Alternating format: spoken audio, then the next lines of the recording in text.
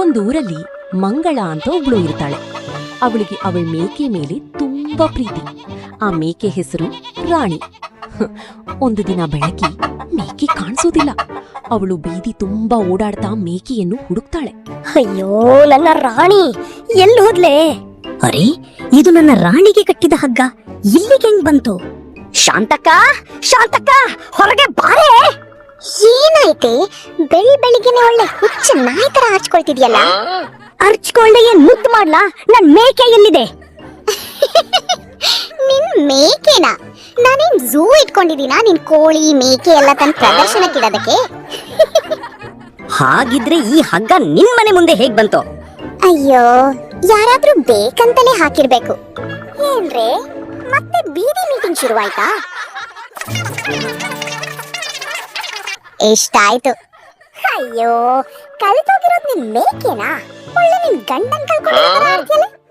ಅದು ಸಾಮಾನ್ಯ ಮೇಕೆ ಅಲ್ಲ ಕಣೆ, ಹಾಲು ಕೊಡೋ ಮೇಕೆ. ಗಂಡ ಕಳೆದೋಗಿರ್ತಿದ್ರು ನನಗಿಷ್ಟು ಬೇಜಾರಾಗ್ತಿರ್ಲಿಲ್ಲ ಕಣೆ.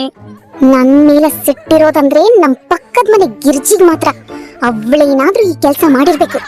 ಗಿರ್ಜಿ, ಹೇ ಗಿರ್ಜಿ, ಮಾಡೋದನ್ನೆಲ್ಲ ಮಾಡ್ ಕುತ್ಕೊಂಡ್ಬಿಟ್ಟಿದ್ಯಲೇ. ನಾನೇನೇ ಮಾಡ್ದೆ? ಈ ಬೀದಿಯಲ್ಲಿ ಜನ ನೆಮ್ಮದಿಯಾಗಿ ಕುತ್ಕೊಳ್ಳಕ್ಕೂ ಬಿಡಲ್ಲಪ್ಪ. ಈ ಗಿರ್ಜಿ ಮೇಕೆ ಕದ್ದು ನನ್ನ ಮೇಲೆ ಬರ್ಲಿ ಅಂತ ಮೇಕೆ ಕಟ್ಟೋ ಹಗ್ಗ ನಮ್ಮನೆ ಹತ್ರ ಹಾಕಿದಾಳೆ. ಅಯ್ಯೋ, ನನಗ್ ಬೇಕಿದ್ರೆ ದುಡ್ಡು ಕೊಟ್ಟು ತಂದು ತಿಂತೀನಿ. ಇವರ ಮೇಕೆ ಕದ್ದು ತಿನ್ನೋ ದರಿದ್ರ ನನಗೇನೆ ಬಂದಿದೆ. ಅಮ್ಮ, ನಿನ್ನೆ ಮೇಕೆ ಮಾಂಸ ತುಂಬಾ ಚೆನ್ನಾಗಿತ್ತು. ಹೇ, ಸುಮ್ಮನಿರು.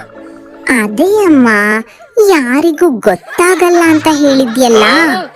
ಅಂದ್ರೆ ನನ್ನ ರಾಣಿನ ತಿಂದಿರೋದು ನೀನೇನಾ? ಅಯ್ಯೋ, ಅದು ನಿಮ್ ಮೇಕೆ ಅಂತ ಗೊತ್ತಿರ್ಲಿಲ್ಲ ಕಣೆ. ನಮ್ ಹೊಲಕ್ ಬಂದು ಸೊಪ್ಪು ತಿಂತಿತ್ತು.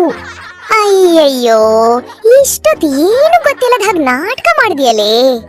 ಈ ಬೀದಿಯಲ್ಲಿರೋ CCTVಗಿಂತ ಮಕ್ಕಳು ತುಂಬಾ ಡೇಂಜರಸ್.